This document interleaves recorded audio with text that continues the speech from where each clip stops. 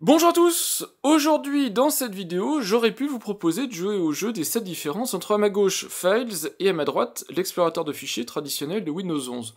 Et vous voyez qu'à première vue, ce sont deux logiciels qui sont très similaires, au moins par l'aspect en tout cas, et c'est toute l'idée derrière ce logiciel qui s'appelle Files, dont je voulais vous parler parce que dans sa nouvelle version, qui est déjà d'ailleurs la version 4, donc c'est un logiciel qui existe depuis un certain temps, mais avec sa version 4, il propose plein de petites nouveautés que je trouve très intéressantes, et quand on regarde l'ensemble, on a vraiment maintenant une alternative très intéressante à l'explorateur de fichiers traditionnel de Windows 11. Alors avant de rentrer dans le détail sur Files, je veux juste vous préciser 2-3 petites choses en introduction. Files, c'est un projet qui est open source, donc qui est ouvert, vous pouvez y contribuer, vous pouvez remonter des bugs, et vous pouvez participer aux améliorations du produit, donc c'est extrêmement intéressant. Puis même en termes de sécurité, tout ça, ça peut être aussi quelque chose d'assez intéressant.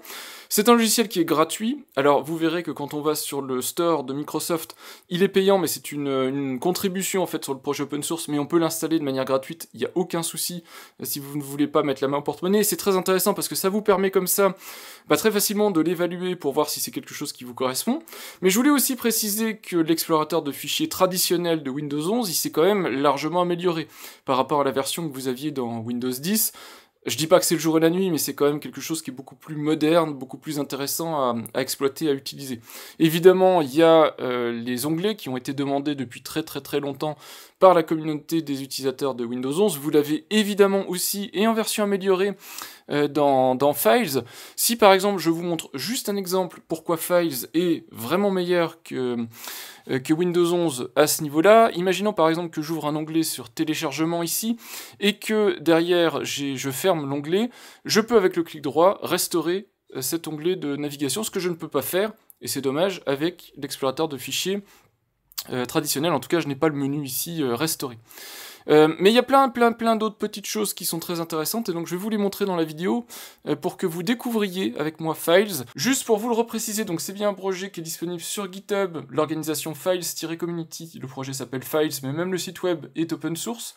Il y a une version qui sort en ce moment, là, au mois de novembre, c'est la 4.0.15, je crois, mais moi je vais vous la montrer sur la version 4.0.11 qui date de septembre, puisque la 4.0 date de la rentrée, en gros, si je prends gros grain, et cette version-là propose des choses qui sont très intéressantes. Je vous montre vite fait ce que je trouve extrêmement intéressant sur ce Files, en fait, que n'a pas l'explorateur de fichiers. Donc vous l'avez vu, restaurer les onglets, des trucs comme ça, personnalisation complète, ou en tout cas assez intéressante, de l'interface graphique, une palette de commandes ici, sur laquelle vous pouvez appeler plein de choses, avec des raccourcis clavier pour zipper, dézipper, créer des chemins, créer des dossiers, des trucs comme ça, assez complet. Une petite section ici, centre de status, dès que vous faites des manipulations de fichiers, que vous transférez des fichiers, que vous copiez des fichiers, vous aurez ici la liste des tâches qui s'exécutent, c'est extrêmement visuel, extrêmement pratique. Et pour les utilisateurs de macOS ou de Linux, qui aiment beaucoup, je crois, ce genre de disposition, vous avez une navigation en mode colonne, qui vous permet comme ça, très facilement, quand vous naviguez, donc si je reviens un petit peu en arrière et que je navigue, au lieu d'avoir l'affichage en mode traditionnel comme on a ici, un affichage donc qui suit votre navigation. Donc vous voyez maintenant, j'ai bien deux colonnes, je suis allé dans utilisateur, puis je vais par exemple dans Guillaume, puis je vais dans téléchargement, et vous voyez comme ça que on peut très facilement savoir par où on est passé et revenir rapidement à l'endroit où on était. Alors certes, dans Windows 11, c'est moins important, puisque on n'a pas l'affichage colonne, mais on a quand même un chemin de navigation. Ce chemin de navigation, vous l'avez avec les petites flèches, qu'on a d'ailleurs des deux côtés, puisque les fonctionnalités sont répliquées quelque part. Donc si on veut avoir la liste de tous les utilisateurs, de tout ce qu'il y a sous utilisateur, on clique sur la petite flèche, et on a la même petite chose qui pourrait apparaître ici. Mais c'est plus visuel, et pour les gens qui ont l'habitude de ce type de rendu, ou de ce type de navigation, je pense que ça peut être hyper intéressant à creuser. Il y a aussi autre chose qui m'intéresse beaucoup, c'est que vous avez la possibilité, en faisant un clic droit et en faisant ici des propriétés, vous pouvez très facilement vérifier les signatures. Et les signatures, quand on installe un logiciel, si on ne sait pas d'où ça vient, parce que des fois on les télécharge depuis GitHub ou de sources un petit peu plus opaques, ça permet de vérifier que l'exécutable est bien signé par le projet qui l'a créé. Donc ici c'était l'installeur OBS, on voit que c'est bien OBS qui l'a signé, donc on est relativement en sécurité par rapport à l'exécution. On a aussi la vérification très rapide de hash. si ici je vous copie-colle le hash et que je colle là, on peut vérifier quand on a téléchargé un fichier que le hash qui est mis sur la page de téléchargement correspond bien à la valeur de hash qu'on a associée au fichier, recalculé en local avec le fichier. Ce qui permet de vérifier que le téléchargement est complet et que l'archive, que l'exécutable n'a pas été corrompu pendant le téléchargement. En tout cas, c'est bien celui qu'on s'attendait à avoir. Voilà, donc au final, tout ça pour dire que vous pouvez utiliser Files comme un remplacement de l'explorateur de fichiers, au point que même dans les paramètres de Files, quand on va dans paramètres et qu'on va dans les fonctionnalités expérimentales, vous pouvez remplacer l'explorateur de fichiers traditionnel par celui-là. Alors, dans une certaine mesure, c'est des hacks de base de registre, donc certaines applications seront peut-être pas contentes, mais moi, dans la majorité des usages, je n'ai pas de souci. Et du coup, ensuite, quand vous faites Windows E, le raccourci traditionnel clavier pour ouvrir votre explorateur de fichiers, ça ouvre Files au lieu d'ouvrir l'explorateur de fichiers traditionnel qui reste en place si jamais vous en avez besoin. Voilà, donc c'est l'objet de cette vidéo, vous présenter Files, vous expliquer les fonctionnalités que moi je trouve sympas, vous montrer en gros les paramètres, mais quoi qu'il arrive, je vous le répète, vous allez l'installer par vous-même. Je vais vous montrer aussi très rapidement avec Winget comment on l'installe en une ligne de commande. Ça se fait vraiment très bien. Donc vous l'essayez si vous voulez en savoir plus, ça vous coûte rien, à part un petit peu de temps, et vous serez sûr que c'est un logiciel qui peut correspondre à vos besoins. Voici donc le site internet qui héberge le projet Files, il s'appelle files.community. Moi je zoome sur le site, c'est pour que ce soit plus lisible pour vous, évidemment ça va changer un petit peu l'aspect visuel de tout ça. On y retrouve les principales sections, documentation, actualité, téléchargement, on va y revenir dans un instant. Ce qu'on ne retrouve pas directement sur ce site là, mais en haut à droite vous avez le lien, c'est évidemment le dépôt GitHub. Donc l'organisation c'est files-community, qui héberge non seulement le projet Files, donc l'explorateur de fichiers, le file manager, mais aussi le site internet que vous venez de voir et d'autres petits projets annexes, en particulier par exemple la passerelle pour appeler 7zip, les choses comme ça. Tout est de l'open source, donc Files Community, c'est une organisation vérifiée, et donc vous avez Files qui est directement disponible dessous. Vous avez sur le projet Files dans GitHub exactement le même niveau d'informations, de documentation, les liens qui vous renvoient vers le site officiel. Et si jamais vous avez des problèmes, des vrais problèmes d'utilisation, pas juste une question, mais vraiment vous voulez remonter des bugs, des choses comme ça, c'est également ici où on peut déposer ces différentes remontées de bugs ou ces propositions d'amélioration. Évidemment, il faut être aussi précis que possible, puisque ça va être catégorisé, etc., et pas faire perdre de temps en fait aux gens qui contribuent sur le projet. Si vous êtes développeur, vous pouvez même contribuer par des pull requests à des corrections de bugs ou des améliorations si vous le souhaitez. Donc projet complètement open source, donc ça c'est le gros point positif de ce que je voulais vous montrer, parce que qui dit open source dit déjà que c'est quelque chose d'ouvert. Ici en plus c'est extensible, vous pouvez auditer le code, vous pouvez l'améliorer, et si jamais il y a un souci dans l'organisation du projet, il peut être forké, il peut être repris par quelqu'un d'autre, donc c'est quelque chose d'assez pérenne. Ce qui est aussi extrêmement intéressant, et je vous le montre aussi dès le début, parce que je ne vais pas aller dans le détail de toutes les fonctionnalités de Files, c'est que vous avez une section documentation qui explique vraiment dans le détail tout ce que fait le produit en question, donc l'explorateur de fichiers. Alors c'est en anglais, mais bon, c'est assez facile à comprendre, et puis au pire, vous pouvez utiliser les fonctionnalités de traduction de votre navigateur, et vous avez tout, de l'installation aux questions fréquentes, puisqu'il y a quand même pas mal de questions fréquentes qu'on peut se poser, comment ça fonctionne, comment le débugger, les choses comme ça, mais aussi comment l'utiliser. Donc vous avez évidemment toute la partie personnalisation, donc avec les actions, les apparences, les trucs comme ça, et les fonctionnalités qu'on peut ajouter, comme les lecteurs cloud, la palette de commandes, qui est extensible, les doubles panneaux, les petites d'intégration Git, les trucs comme ça. L'omnibar, je vous la montrerai vite fait. Bref, vous avez vraiment tout ce qu'il faut pour se retrouver sur ce produit-là. Vous avez les actualités, parce que c'est quand même un projet qui est assez en vie, qui vit pas mal. Donc vous avez en ce moment la version 4.0.15 qui va sortir très prochainement. Moi je vais vous montrer la version d'avant, la 4.0.11 qui était sortie je crois en septembre, quelque chose comme ça, mais parce que celle-ci elle est en insider. Dans l'ensemble cette version là est pas hyper importante, je vous montre le en savoir plus, vous verrez ici il y a des petites animations toutes jolies et on peut voir les changements, c'est vraiment à la marge. Il y a des trucs qui m'intéressent, en particulier le fait de pouvoir cacher la status bar, c'est sympa, voilà, mais c'est vraiment des corrections et quelques petites améliorations. La grosse nouveauté en fait venait avec la version 4, et je crois que la première version stable de la version 4 c'était justement la 4.0.11. Vous avez ensuite la partie téléchargement, et donc c'est là où on va rentrer dans le vif du sujet. C'est un projet open source certes, mais pas comme tous les projets, vous avez la possibilité d'aider financièrement les gens qui contribuent au projet pour les soutenir financièrement. Donc vous pouvez faire un don, et quand vous allez télécharger Files de la manière officielle, c'est-à-dire, enfin la plus simple en fait, c'est-à-dire via le Microsoft Store, donc si je clique ici, ça va m'ouvrir un lien sur le Microsoft Store, vous verrez que le produit est payant, c'est pas une arnaque, c'est juste que si vous voulez avoir la manière la plus facile de l'installer, c'est-à-dire directement dans le Microsoft Store, il y a plusieurs projets qui ont fait ça, Paint.net et d'autres, vous avez une contribution financière pour pouvoir accéder au logiciel. Ça n'en fait pas moins que le logiciel est complètement gratuit, je vais vous montrer comment l'installer de manière complètement gratuite, mais voilà, si vous voulez l'avoir de manière officielle, mais dans le Microsoft Store, il faut mettre la main au portefeuille. Vous avez aussi une version preview, la seule différence c'est que vous voyez que le fichier s'appelle Files Preview App Installer, donc vous cliquez sur la petite banderole ici, Insider Preview. Donc ça c'est les deux parties, vous pouvez aussi directement faire un don à cet endroit-là, et sinon vous avez l'installeur classique, c'est ce que je vous ai montré, le Files Stable App Installer, vous cliquez ici sur Essayer notre installeur classique, en bas de cet écran. Donc voilà, ça vous ramène un fichier, un point app installer que vous pouvez installer.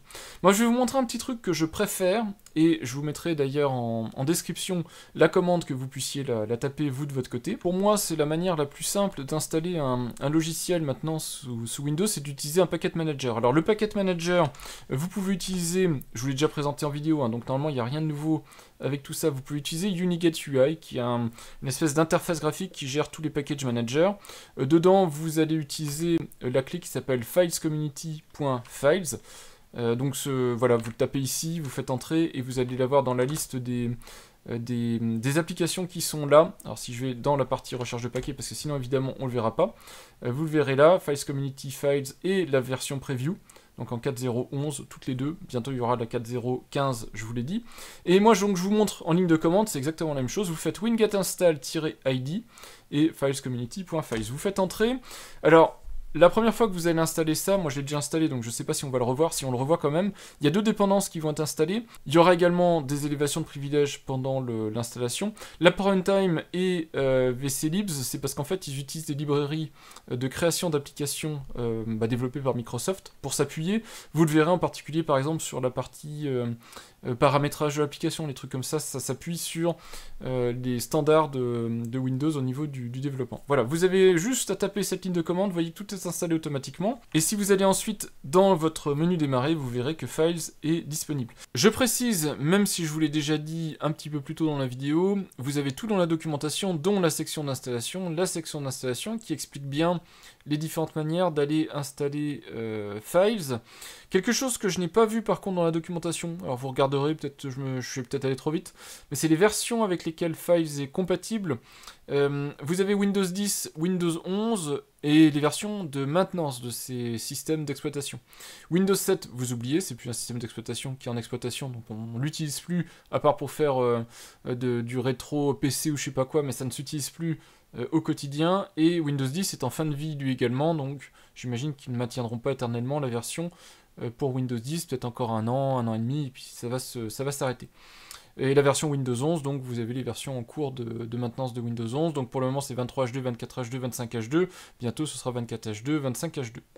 Et donc vous avez bien PowerShell, Winget si vous voulez l'installer comme je vous l'ai montré en fait par Winget, Chocolatey si vous préférez Chocolatey, Scoop si vous préférez Scoop, et si vous voulez l'installer de manière très traditionnelle, vous avez les chemins de téléchargement pour aller reprendre l'archive que vous pouvez stocker si vous voulez. Voilà, et puis l'application se met toute seule à jour si nécessaire, et si de toute façon vous l'avez installé avec Winget ou Uniget UI, vous serez notifié quand il y a une mise à jour, en plus de la notification intégrée dans l'application. Et autre chose qui est aussi intéressant, c'est que vous avez une version x64, donc pour AMD Intel, et si vous êtes sur une version ARM64, les Snapdragon par exemple sous Windows 11, vous avez aussi une version qui est compatible à ARM64, donc ça c'est plutôt pas mal. Ensuite Files, vous pouvez l'épingler à la barre des tâches, l'épingler au menu démarrer, vous faites comme vous voulez, mais ensuite vous pouvez cliquer et vous allez avoir la chance de pouvoir découvrir le logiciel Files qui démarre. Donc vous êtes accueilli la première fois par les notes de version, en tout cas à chaque fois que vous ferez une mise à jour, mais là pour la première installation du coup vous l'avez. Donc Files 4.0.11 qui était, je vous l'ai dit je crois, la première version de la 4, de la version 4, et donc qui apportait énormément de fonctionnalités. Et les fonctionnalités, si vous les cherchez, entre autres, elles sont listées sur le dépôt GitHub. Hein. Vous allez sur la version 4.0.11, ou les versions même de preview qui étaient avant, hein, et vous allez avoir la liste de toutes les fonctionnalités. Vous avez le changelog ici, donc ça c'est la version 4, le premier changelog de toutes les versions, et puis ensuite vous aviez l'annonce de la version de maintenance 4.0.11. Et voilà, donc il y a plein de choses dans Files, avec mise à jour de l'icône et tout ça, donc vous connaissez peut-être déjà le projet, mais il y a tellement de choses super intéressantes dans cette version 4 que pour moi, j'allais dire c'est un game changer, en tout cas c'est devenu encore plus intéressant que ça ne l'était auparavant. Et c'est pour ça que je voulais vous le présenter maintenant, parce que jusqu'à présent, c'était une alternative, mais pas forcément un remplacement à l'explorateur de fichiers, mais là je trouve que c'est quand même devenu hyper intéressant.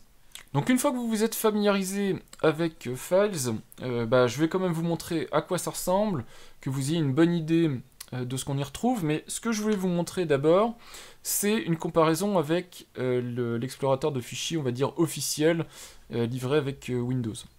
Sachant que Files est censé être une alternative, vous pouvez même aller jusqu'à remplacer votre explorateur de fichiers Windows. Je ne sais pas si c'est une bonne idée de faire ça, mais si vous appréciez Files, normalement, il n'y a pas de raison en tout cas de ne pas le faire. Si vous n'avez pas de bug au quotidien, si vous n'utilisez pas des applications, on va dire qu'ils sont extrêmement intégrés dans votre explorateur de fichiers, parce que sinon, vous aurez des petits soucis. En tout cas, vous voyez que visuellement, et je trouve que c'est une très bonne chose, je sais qu'il y a des gens que ça va peut-être déranger, mais visuellement, c'est un clone de votre explorateur de fichiers. Alors, Files, on peut le personnaliser, en termes de look, en termes de coloris, tout ça, mais par défaut, il ressemble énormément en termes de comportement, en termes de look, à votre explorateur de fichiers, et je trouve que donc c'est une très bonne chose, parce que c'est très homogène avec ce que propose et ce que fait Microsoft. Alors, il y a quand même des petits écarts, en particulier, vous avez des petites icônes épinglées, qui n'est pas exactement la même, quand vous avez favoris, vous voyez, c'est pas strictement la même chose, mais dans l'ensemble, franchement, on les met côte à côte, on n'est pas choqué.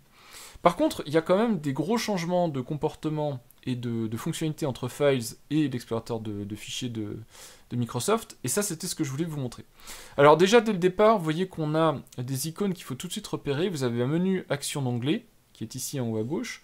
À droite ici, vous avez le centre de statut, vous le verrez évoluer si vous faites des copies de fichiers, des choses comme ça. Dès qu'il y a quelque chose qui doit vous notifier, vous le verrez là. Évidemment, ici, vous avez votre navigateur, on va dire, le chemin dans lequel vous vous trouvez sur la machine. Et ici, vous avez quelque chose qui est important, c'est la palette de commandes. Donc je vais y revenir dans un instant, hein, mais vous pouvez déclencher des commandes directement à partir de la palette. Et l'autre truc qu'il faut repérer, c'est en bas à gauche ici, les paramètres de configuration de Files. Donc je vais pas tout de suite vous montrer les paramètres et tout ça, je vais juste vous faire un aperçu de Files.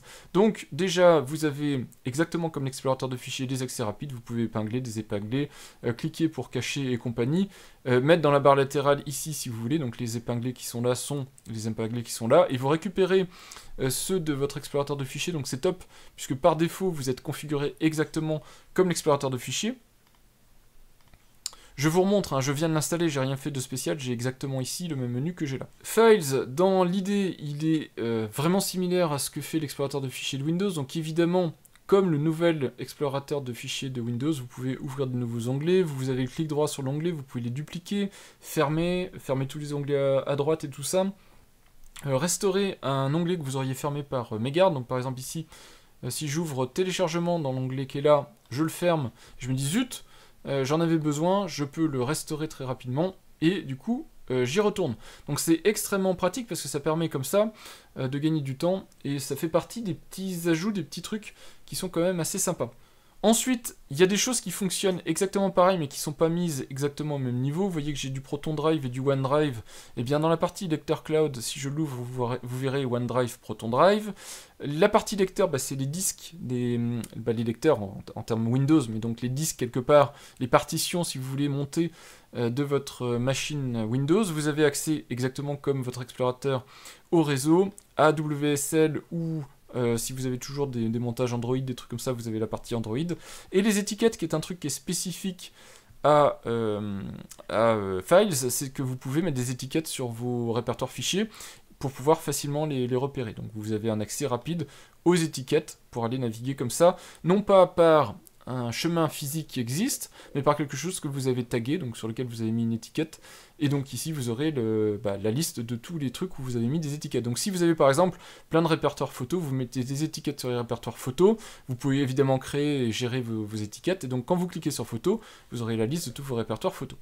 Ensuite pour la navigation, on est sur quelque chose de très similaire à de l'explorateur de Windows, et c'est fait exprès, hein, c'est bien évidemment le but. On a exactement le même principe que l'explorateur de Microsoft, donc quand on clique ici, on a les alternatives, donc on a une navigation en fait sous le chemin, ici sous le chemin C, on a la liste des répertoires, pareil ici. Si je clique sur utilisateur, évidemment, je reviens sur utilisateur. Donc ici, la navigation est la même.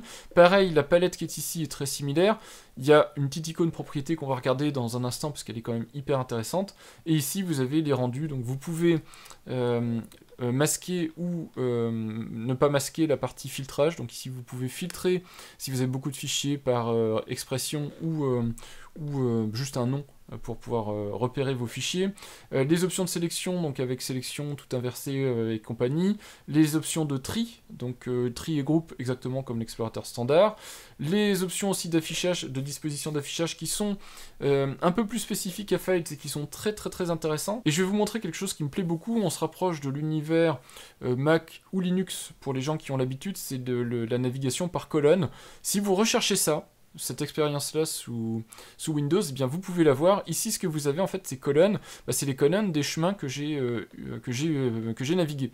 Donc, vous avez l'expérience telle que vous pourriez la voir sur Mac ou Linux. Ici, sur disque local, vous avez ici le chemin. J'ai ouvert, donc on voit il est en grisé utilisateur. J'ai ouvert Guillaume, et voilà ici dans la dernière colonne. Je peux continuer comme ça à naviguer, et vous voyez que on peut aller comme ça dans les fichiers assez loin, et ça permet vraiment d'avoir à l'écran tout votre chemin de navigation. C'est pratique, et pour les gens qui ont l'habitude, il y a des gens qui en ont pas besoin, mais pour les gens qui ont l'habitude de ce type de navigation, c'est vraiment pas mal.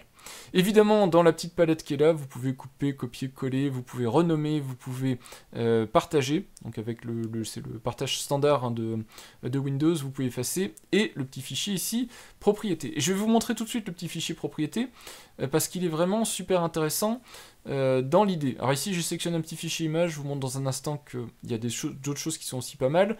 Donc on peut, quand on clique sur le petit fichier propriété ici, déjà on peut renommer le fichier, on voit directement où il se trouve, sa taille sur le disque, la création, la modification, les attributs et compagnie. On a la partie sécurité, un peu comme sous Windows, hein, on peut, enfin pas un peu, c'est comme sous Windows en fait, on peut personnaliser la sécurité pour un répertoire, un fichier et autres, pour donner des droits d'accès, les enlever ou tout ça. Ce qui est par contre hyper intéressant, si vous téléchargez régulièrement des fichiers, des documents, des dossiers, peu importe, des fichiers zip même, c'est que vous pouvez ici directement avoir les algorithmes de hash et la valeur de hash. Ce qui fait que quand vous téléchargez un fichier, souvent, sur les sites sérieux en tout cas, vous proposez le hash, c'est-à-dire le calcul d'une clé qui représente le fichier, une manière de vérifier en fait que votre fichier n'est pas altéré. Comme ça, quand vous le ramenez sur votre machine, vous pouvez vérifier, quand vous calculez la clé de hash, que c'est bien la même que celle qui était proposée sur le site à distance. Et donc, s'il y a un écart avec la clé, eh bien, vous pouvez vérifier tout de suite si le fichier est le même ou pas. Ici, donc, vous pouvez très facilement avoir les principaux algorithmes de hash. Vous pouvez même les personnaliser si vous en manque ou s'il y en a d'autres. Certains qui s'affichent à l'écran dont vous n'avez pas besoin, et comparer avec la valeur qu'on vous a donnée pour vérifier si c'est bien la même, parce que il y a certains algos qui produisent des clés un peu longues. Il suffirait que, normalement ça fait des très grosses variances de valeurs, mais bon, il suffirait que vous lisiez mal, et puis peut-être vous allez passer à côté, donc vous pouvez même mettre de la valeur. Par exemple, si ici je copie cette valeur là et je la colle, et on vous dit, bah voilà, ça correspond bien à un DH qui est là-dedans. Ça, franchement, c'est une fonctionnalité qui est topissime. Si vous téléchargez des choses et que vous avez besoin de le faire, évidemment, il y a des utilitaires qui existent qui peuvent faire ça, mais c'est vraiment hyper pratique et bien intégré. Et dans les détails, vous avez évidemment les détails qui sont associés au fichier. Donc ici, je suis sur un fichier image, donc G, profondeur, dimension et compagnie. Alors, il y a d'autres petits trucs que je vous montrerai après, mais c'est principalement ce qu'on peut voir dans les parties propriétés. Et ici, comme j'ai sélectionné une image, on voit ici que je peux faire des opérations sur les images, définir en fond d'écran, tourner à gauche, tourner à droite.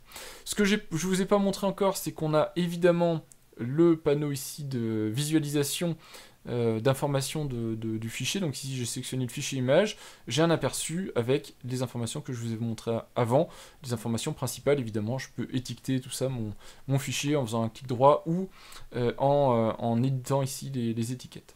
Vous avez évidemment détail aperçu. Au passage, ça fonctionne aussi avec les fichiers PDF. Donc si vous avez un fichier PDF, vous avez vu probablement depuis les dernières versions de Windows 11 que par défaut, les extensions PDF sont protégées pour éviter les diffusions de malware.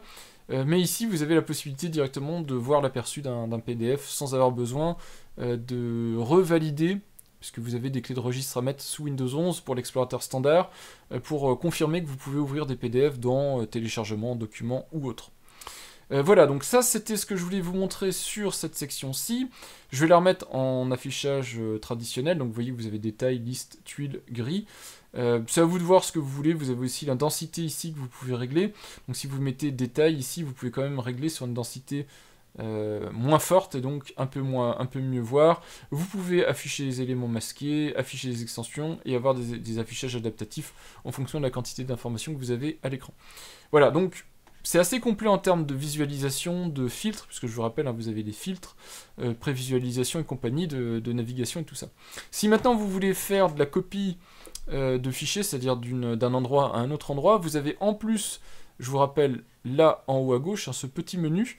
Dans ce menu, vous pouvez diviser. Et vous pouvez diviser verticalement, horizontalement. Je vais le faire ici verticalement.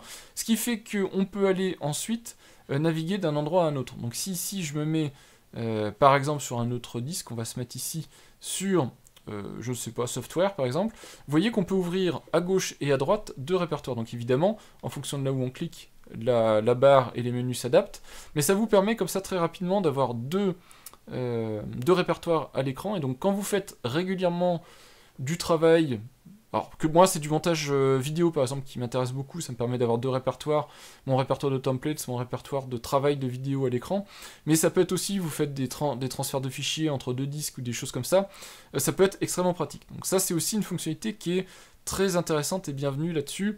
Évidemment vous pouvez très rapidement fermer le volet si vous le voulez. Vous avez, puisque je suis là-dessus, la possibilité aussi d'ouvrir une nouvelle fenêtre.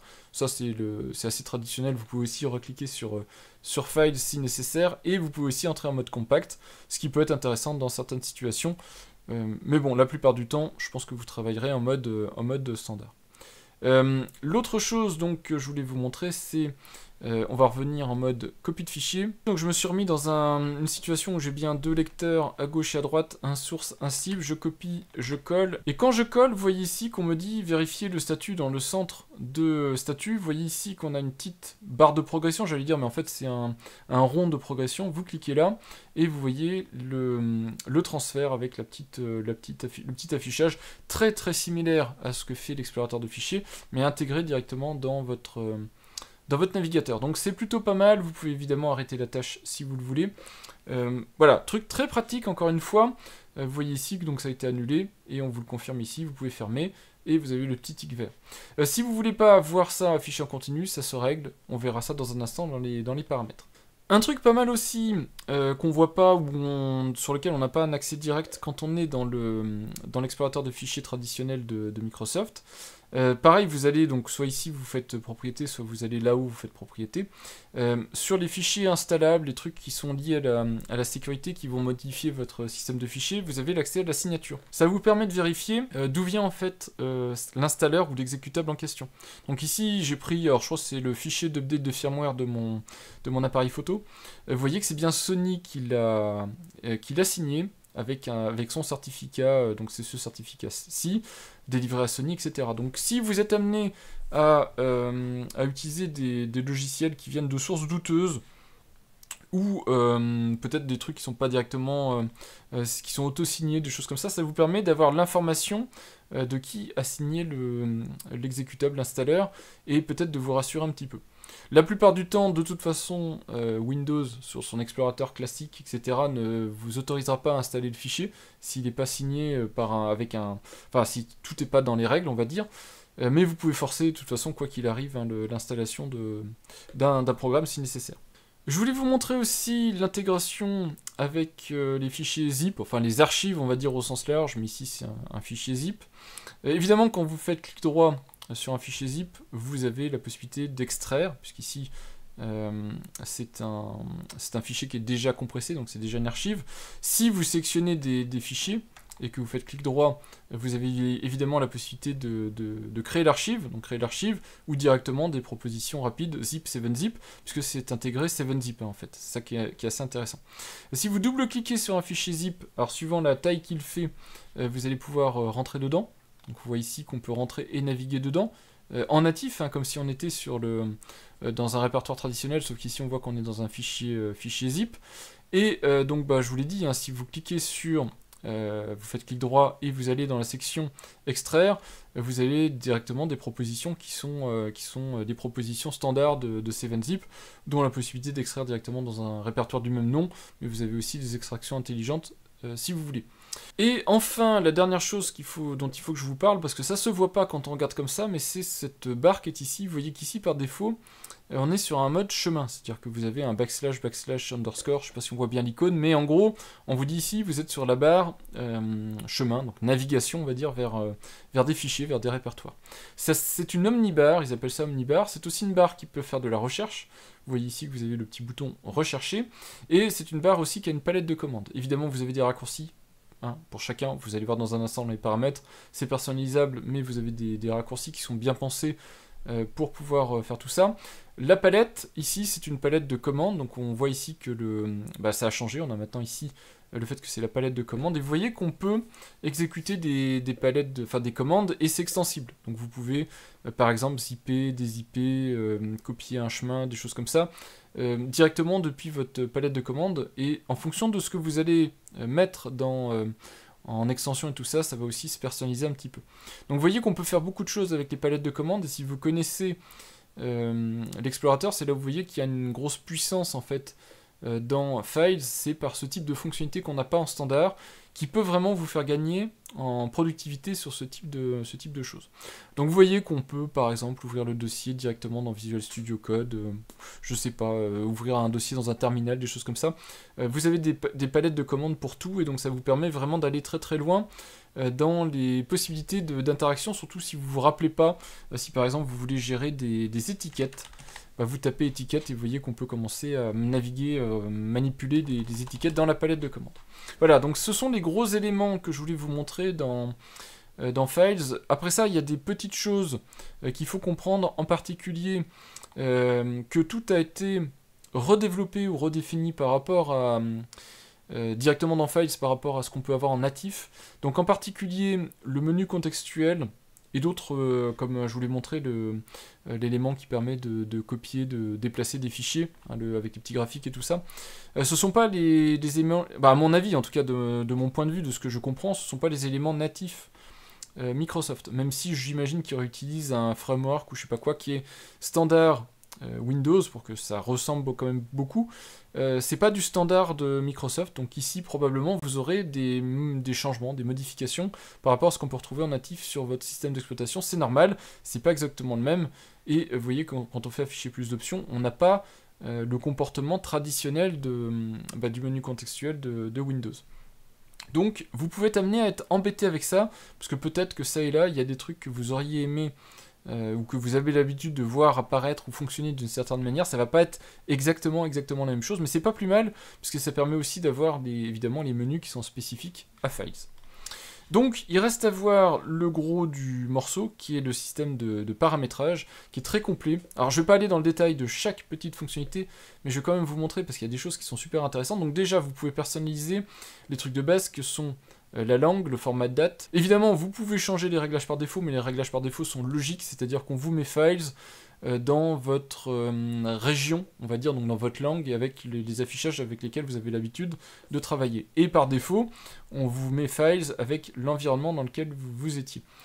Au passage, tiens, j'ai oublié de le préciser, mais ce système de paramètres ici, c'est un système qui est assez standard côté Microsoft, donc normalement vous devriez aussi retrouver vos habitudes, puisque ce système d'espèce d'onglet comme ça latéral et de menu, c'est le même que dans Windows 11, et c'est le même que vous pouvez trouver dans les outils open source de Microsoft, donc c'est vraiment très facile de retrouver.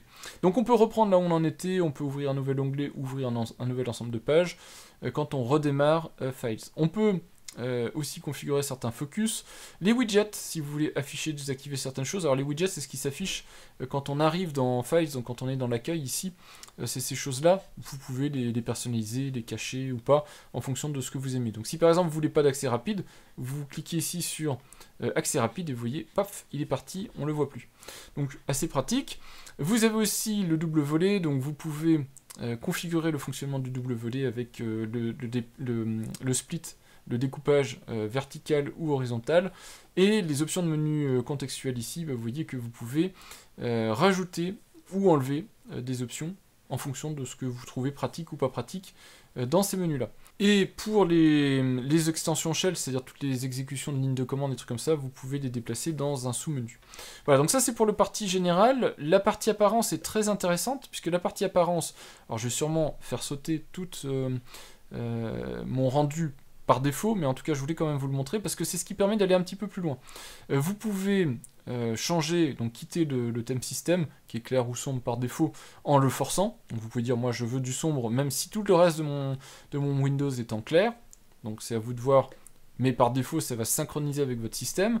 Vous pouvez changer aussi le look, donc avoir aucun look, un look flat, on va dire assez blanc, avoir un look acrylique, avoir un look acrylique un peu plus translucide. Donc je vous montre ici, c'est un look un peu à la Vista, ou à la Windows 7. Peut-être que ça vous intéressera, ça vous plaira. Vous avez donc les looks Mica, qui sont les looks de Windows 11. Et quand vous avez personnalisé tout ça, vous pouvez en plus changer la couleur de fond et changer les accentuations. Donc vous pouvez très bien mettre un violet, si vous êtes fan de la couleur rose-violette. Vous pouvez personnaliser comme ça votre affichage. Et ça peut même être personnalisé par fenêtre si nécessaire, donc c'est assez pratique pour s'y retrouver. Donc, je vais remettre juste par défaut que ça soit pas choquant. Vous pouvez mettre une image de fond avec des ajustements, des mosaïques, des trucs comme ça. Le bouton des actions là-haut, donc je vous l'ai dit, celui qui a actuellement le petit tic vert, vous pouvez le cacher. Et vous pouvez également ne pas afficher la barre d'outils et les boutons sur les barres d'outils. En cliquant ici, et vous n'aurez qui sera disponible que quand il n'y a plus d'actions disponibles, qu'il n'y a pas d'informations à vous communiquer. Donc ici, il se cachera, parce qu'il n'y a pas d'informations en cours, et vous le reverrez apparaître quand il y aura quelque chose à vous communiquer. Dans le menu disposition, vous pouvez gérer les dispositions par défaut, donc les détails, liste huile, c'est ce que je vous ai montré, donc vous pouvez choisir comment vous voulez que ça s'affiche. Vous pouvez maintenir, synchroniser les préférences de disposition et de tri. Vous pouvez également configurer le tri et le groupement, donc ici c'est une fonction un peu simplifiée, mais vous pouvez évidemment choisir par quoi vous triez, et également aller plus loin pour avoir des priorités, des trucs comme ça sur le tri. Donc par exemple par nom, vous pouvez trier les dossiers d'abord et les fichiers d'abord, ou un ordre entre les deux. Donc voilà, en fonction de ce que vous choisissez, vous allez avoir la main sur comment vous voulez trier et comment vous voulez grouper. Si vous voulez grouper, vous pouvez grouper également par nom, date de modification, des choses comme ça. Moi j'aime bien mettre par exemple les dates de création de modification pour, par exemple, vous savez ce qu'il y a sous l'explorateur standard, la semaine dernière, hier, des choses comme ça peut être pratique pour retrouver rapidement ces fichiers. Et vous avez enfin la partie vue détaillée, donc les colonnes, vous pouvez afficher ou cacher différentes informations en fonction de ce que vous voulez. Vous pouvez aussi évidemment influer sur la manière dont les fichiers, les dossiers s'affichent, se présentent à l'écran. Vous avez la possibilité de masquer ou pas les éléments, et là on vous donne plus de possibilités que directement dans l'explorateur traditionnel. Afficher ou ne pas afficher des extensions, les vignettes, voilà, des trucs comme ça. Vous avez aussi plein de choses sur les avertissements, donc en particulier les trucs qui sont un petit peu pénibles quand on fait ça de manière répétitive dans l'explorateur Windows, mais quand on change une extension, on est amené à le faire peut-être assez régulièrement quand on est dans un mode développeur, on va dire.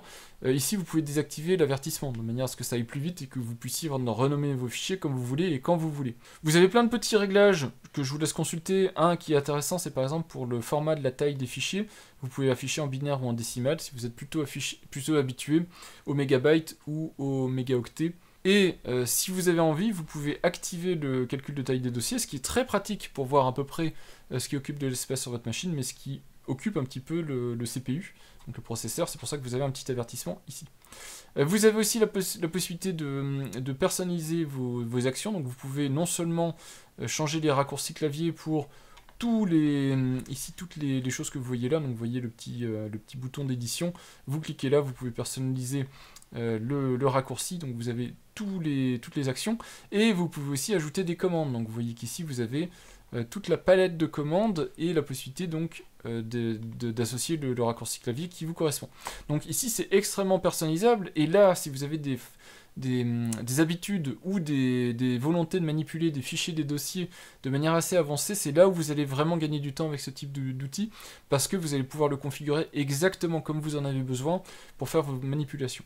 Donc là c'est un truc à creuser, si vous en avez besoin, c'est vraiment quelque chose qui est extrêmement poussé. Les étiquettes, je vous l'ai dit, c'est super pratique, on peut en créer, en supprimer, en modifier, et c'est là où vous allez pouvoir catégoriser vos habitudes de travail. Donc par exemple, je vais faire une étiquette, je l'appelle Git, je peux lui mettre une couleur, par exemple, je sais pas, je peux lui mettre un rouge assez vif, je fais créer, et du coup, ici, je vais avoir une nouvelle étiquette qui va m'être disponible. Et donc avec l'étiquette qui vient d'être créée, je peux très facilement aller ensuite étiqueter mes répertoires. Je vais vous montrer tout de suite. On va en prendre un qui se trouve, je crois, dans ma partie Linux. Alors d'ailleurs, je ne sais même pas si on peut étiqueter un répertoire qui se trouve dans Linux, mais on va tester. Ici, je prends ce répertoire-là, je mets une étiquette et je mets Git. Et vous allez voir qu'il va étiqueter Git. Donc je pense que ça marche sous Linux, on le voit ici, étiquette.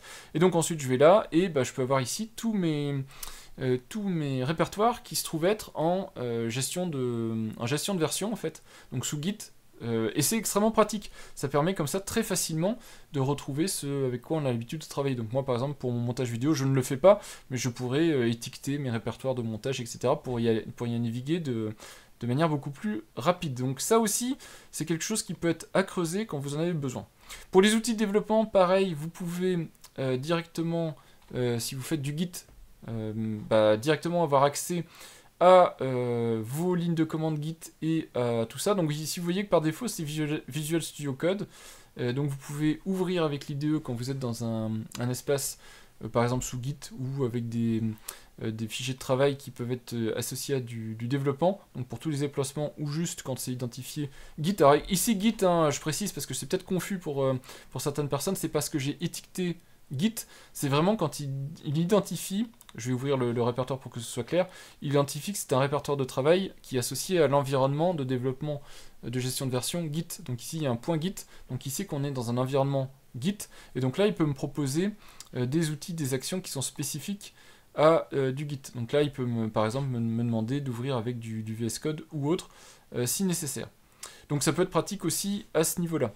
Si vous avez un compte GitHub, qui est gratuit évidemment, vous pouvez aussi ici connecter votre compte GitHub, et donc vous pouvez avoir un accès rapide à vos propres clones, etc., vos propres dépôts que vous avez sur votre compte GitHub, ou faire des opérations avec GitHub.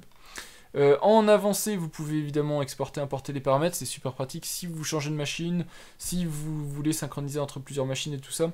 Alors pour exporter les paramètres, malheureusement c'est un fichier, je trouve que c'est un petit peu limité, ça aurait été sympa justement parce qu'on a des intégrations Git, éventuellement de le synchroniser directement sur Git, comme fait par exemple VS Code, de manière à pouvoir synchroniser entre toutes les machines sa configuration. Donc on peut démarrer Files au démarrage de Windows, on peut laisser l'application allumée plutôt que la couper quand on clique sur la petite croix, ce qui est très pratique, surtout si vous n'utilisez que ça. Et en fonctionnalité expérimentale, ce que je peux vous conseiller d'utiliser, c'est de remplacer l'explorateur de fichiers par défaut de Windows par Files. Alors faites attention, il ne faut pas avoir des applications un petit peu pointues qui travaillent beaucoup avec l'explorateur de fichiers pour l'ouvrir ou pour le manipuler, sinon vous risquez d'avoir des petits soucis. C'est pour ça que c'est dans expérimental, on ne le fait pas dans n'importe quelle condition. Les options d'aplatissement, ça je ne sais pas exactement en quoi ça consiste, mais par contre ça c'est encore plus expérimental, donc je ne vous conseille pas du tout de cliquer là-dessus. Par contre, donc si vous remplacez Files comme explorateur de fichiers par défaut, donc ça je peux vous le faire, vous allez voir une élévation de privilèges, vous dites oui, il y a un petit regedit qui va s'exécuter, et tiens, je vais quitter Files pour vous montrer. Donc ici je n'ai plus de Files qui tourne, vous voyez ici il n'est plus là, mais si je fais Windows E, vous allez voir qu'au lieu de démarrer mon explorateur de fichiers, il a ouvert Files, et donc maintenant Files est directement intégré dans Windows. Alors ça ne marchera pas dans toutes les situations, il y aura peut-être quelques petits couacs de temps en temps, mais la majorité du temps ça fonctionnera. Et donc il restait dans les paramètres la toute dernière section qui est la propos. Là vous avez quand même des informations intéressantes, vous pouvez vérifier la version que vous avez et retourner dans les questions de discussion, donc les issues GitHub, vérifier donc les logs de l'application si jamais vous avez des bugs, des choses comme ça, la documentation évidemment, et puis vérifier comme c'est un projet open source, récupérer plein d'informations sur le projet open source. Donc voilà en ce qui concerne le paramétrage, et puis bah, du coup je vous ai montré ce qui concerne, en ce qui concerne Files également. Vous voyez que c'est assez complet, c'est assez pointu, et qu'en plus ça continue à s'améliorer. Et ça s'améliore assez vite, beaucoup plus vite que s'améliore évidemment l'explorateur de fichiers de Windows, même si je pense qu'on n'a pas de raison de s'en plaindre dernièrement, puisque quand même Microsoft a fait beaucoup d'évolutions sur l'explorateur de fichiers de Windows, donc il est quand même pas mal, il a quand même bien évolué, il a été bien modernisé, mais là on est quand même sur quelque chose d'un tout autre niveau, surtout en termes de productivité. Vous avez des possibilités avec les divisions qui sont là, avec la palette et toutes les actions qui sont très configurables. Vous avez des possibilités qui sont extrêmement avancées dans Files, donc c'est pour ça que je trouve que c'est un outil qui est extrêmement complet et à avoir dans sa palette d'outils si au quotidien vous vous sentez limité par l'explorateur de fichiers de Microsoft. Alors, est-ce que l'application Files est parfaite? Pas forcément, en tout cas pas encore. J'ai repéré, moi, quelque chose que j'utilise assez régulièrement, qui malheureusement ne semble pas fonctionner dans Files. Il faudra que je me renseigne plus dans le détail, mais de ce que j'ai regardé ça et là, je pense que c'est pas intégré. Je sais pas s'ils pourront l'intégrer. Moi, ce que j'utilise, c'est les intégrations d'appareils mobiles sur mes machines. En particulier, mon smartphone, mon Galaxy S23 Plus, il est intégré sur mes différentes machines, à la fois pour récupérer les fichiers, l'utiliser en tant que webcam, ça peut être extrêmement pratique, voilà pour la navigation simple et pour les utilisations avancées, mais aussi en tant que mobile connecté pour envoyer les SMS, répondre à des appels directement depuis l'ordinateur plutôt que depuis le smartphone. Et donc, ce que j'ai dans l'explorateur de fichiers traditionnel, alors il est ici devant, l'explorateur de fichiers traditionnel, je sais qu'on a du mal à les repérer, quand même on voit un petit peu au look, mais ils sont quand même très proches, Files et explorateur de fichiers, donc c'est pour ça que je vous le reprécise. Vous voyez ici que comme j'ai mes lecteurs cloud, donc Proton et compagnie, j'ai le S23. Mon smartphone. Et donc dedans, si je rentre dedans, je peux accéder directement à mes documents, mes vidéos, mes fichiers, tout ce qui se trouve sur mon smartphone, qui est ici connecté à distance, il est connecté en sans fil, sur mon réseau local, mais en sans fil. Comme si j'avais en fait un stockage local sur la machine. C'est vraiment ultra pratique quand on veut ramener des fichiers et qu'on ne veut pas câbler son téléphone, qu'il est par exemple comme moi sur mon dock Qi, donc en chargement sans fil. Par contre, cet appareil, ce mode-là, je ne le vois pas dans Files. C'est-à-dire que je ne peux pas, dans Files, que ce soit dans les lecteurs cloud, voilà, peu importe, je n'ai pas accès à cette possibilité-là. Je ne sais pas si c'est compliqué, si c'est possible, c'est dans la roadmap et tout ça. J'avoue que je ne me suis pas renseigné plus que ça dans le détail, mais s'il y a un petit truc que j'utilise et que j'ai pas retrouvé en fait dans Files, ce serait ça. Voilà, c'est juste pour y mettre un petit bémol, parce que sinon, c'est tellement un projet qui est bien pensé, bien fait et complet.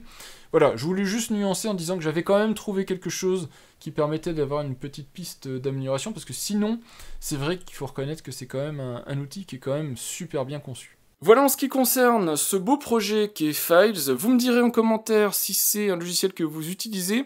Je sais que certains d'entre vous l'utilisent parce que je sais que dans ma dernière vidéo de Windows 11, il y a au moins une personne, je mets ici le commentaire en affichage à l'image, qui m'en a parlé, et donc je me suis dit ça tombe bien, puisque justement, je crois que ma vidéo était sortie en septembre, et justement il y avait la nouvelle version qui était sortie, et ça faisait partie de la liste des vidéos que je devais faire. Malheureusement, j'ai beaucoup de boulot, et donc je sors des vidéos quand je le peux, mais comme c'est un logiciel que vous avez peut-être vu traîner sur mon bureau, ça et là, dans mes icônes, vous avez dû voir que je l'utilisais, et je suis surpris à quel point, surtout dans sa version 4, Files est une alternative extrêmement intéressante et plus pertinente que l'explorateur de fichiers traditionnel de Windows 11, qui reste très bien, très exploitable, mais Files est quand même un petit cran au-dessus, et surtout évolue plus vite, et forcément il est plus à l'écoute d'une communauté qui est axée sur plein de petites fonctionnalités autour de l'explorateur de fichiers et des fonctionnalités qui tournent autour, qui gravitent autour.